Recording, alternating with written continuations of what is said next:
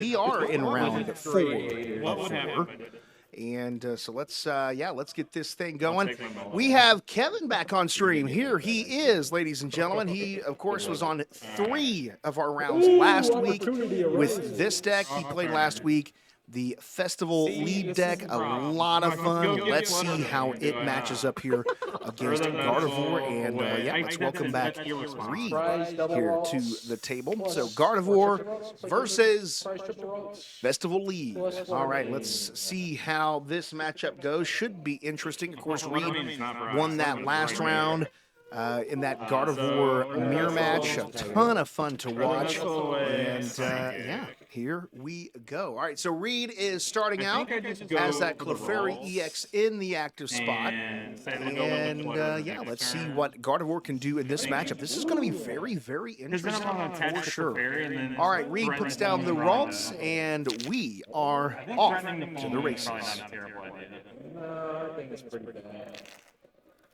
Sounds pretty bad. And then do I just never bench this? All right, Kevin playing this Festival lead deck, and until last week, I had never heard of this deck, but it's the little apple that could. The Diplin is the name of the attacking Pokemon with the Festival lead ability. We'll talk more about that coming up in just a bit. Reed puts down the Ralts, gets that Bravery Charm on the Clefairy, gets the energy down, and now over to Kevin. Kevin has the Applin in the active spot. No shot. And I just win. Maybe not. Let's see. Tumbling attack. 30 damage, baby. Let's go. oh man, this is not Bench great. and energy. We saw this last week as well with this deck. Couldn't Wait, get you don't even need a bench. You just need the what energy. he wanted off the top, and just like that, Bro's ladies gonna and retreat gentlemen, and just put up Butterbean and pass. that might be the game. Let's see here. Reed just putting beating everything he you. wants Because it out, feels just so good doing to get my everything leg he there. wants. Full Moon Rondo. Bro, get the Oh, Butterbean and Kevin, just Kevin, retreat Kevin, and this pass. is Full Moon Rondo. disappointing. Thank God. I There's did his not want prize to go cards, there. and well, folks, just like that, round 4 of 4 We did is it. that's it. That's one heck of a That win. is it. Oh man, we had an amazing match on that last round, and then this round. Be into the camera. There we go. Oh man, so disappointing for Kevin.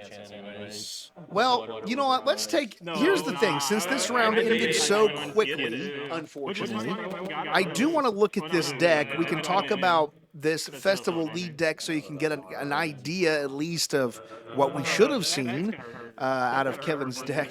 We'll go from there. But, oh man, what a disappointing end. What a disappointing end for Kevin there with what I would consider a really cool deck. And so let's take a look at it real quick, since that's how the cookie crumbles, as they say. And here we are. So Kevin was playing this Festival lead deck. This is a deck, a version of the deck, I should say, off of Limitless TCG, which, by the way, if you've not checked out, great website if you want to get some deck ideas. But he was playing this Pokemon called Diplin with this Festival lead ability. So what the ability does, if Festival Grounds is in play, which is a stadium card that you play in the deck, the Pokemon may use an attack it has twice. If the first attack knocks out your opponent's active Pokemon, you may attack again after your opponent chooses a new active Pokemon. And last week, which, by the way, you can check out the videos on our YouTube page, last week, I believe it was the first round we saw Kevin on stream, it worked out perfect, just hitting everything he wanted and was able to attack in twice, and just such a cool ability. And man, it just stinks to see this last round end this way. But that attack there does do the wave, 20 damage for each of your benched Pokemon. So damage output is not huge. However, some cool plays could happen with Diplin. Also in that deck, we see Thwackey as well. Of course, Grookey, one of the starting Pokemon from, was it Sword and Shield? I believe so. I could be wrong about that, but I believe was a starter in Sword and Shield, if I remember correctly. Anyway, Thwackey has the Boom Boom Groove, Once during your turn, if your active Pokemon has the Festival Lead ability, you may search your deck for a card and put it in your hand, then shuffle the deck. So it all revolves around Festival Lead and this right here, Festival Grounds, which it's interesting. You don't even use the ability of the card, of the stadium card here. You don't like that doesn't even come into play. Basically, you just need this on the board, but I'll read it anyhow.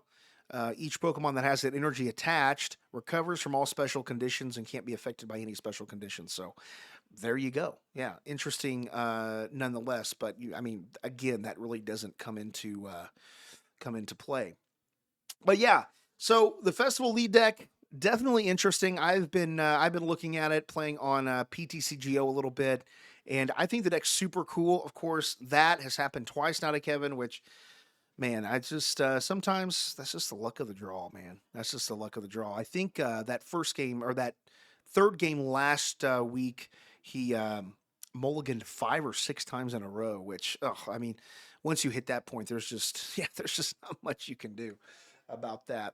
We were talking about these cards before we went to that round, so we'll kind of finish talking about these. I think that these Mega Pokemon, this artwork is awesome. I really do. I think it kind of plays a little bit homage to the manga a little bit, in kind of an off weird way. But I just think it looks awesome, and I can't wait for the Mega Pokemon to come out. And I believe it's November that we will see that here in the U.S. I know in Japan, I believe it's here September 26th. In their Inferno X set, and we'll see it in the Phantasmal Flames along with Mega Gengar EX and Mega Deoncé EX. Man, I'll tell you, I'm holding on to hope. I'm hoping there's a Mega Mewtwo. Haven't seen or heard anything of it yet, but I'm really hoping that Mega Mewtwo is going to make an appearance, because Mega Mewtwo is he's my boy. He's my boy. So, would love to see that. And you know what? I know this isn't even possible, but give us a Mega Halucha. You know what I'm saying? I'm a huge Halucha fan. I just want to see a Mega Halucha. It's never going to happen, but I can dream. I can dream. All right. Well, friends, I guess that's it. I hate to end it like that.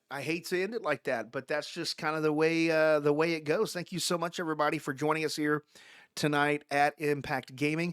I do want to remind you to visit our impactgamingcenter.gg webpage. Again, that's impactgamingcenter.gg. Go there. You can check out our full event calendar of all the events coming up, especially Pokemon. We have a lot of things happening in Pokemon, including Gym Leader Challenges on Saturdays at 3 o'clock and Pokemon Trade and Play at 3 o'clock on Sundays. So always something in the realm of Pokemon happening here at Impact.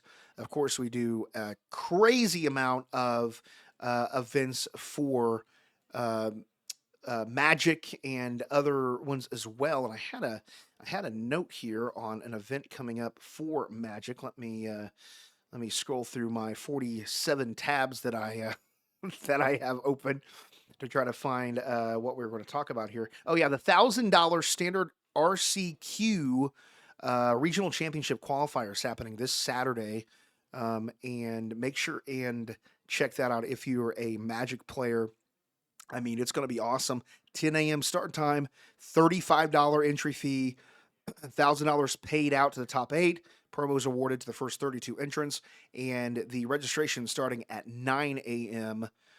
This coming Saturday. So $35 entry fee, 9 a.m. start time here at Impact Gaming.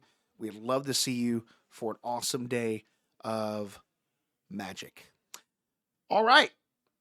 Well, I am losing my voice very quickly. So that's going to do it for me. Have a great rest of your night, your week. I will catch you on the Pokemon stream coming up next Tuesday. Be good, everybody. Take care of yourself. Bye-bye.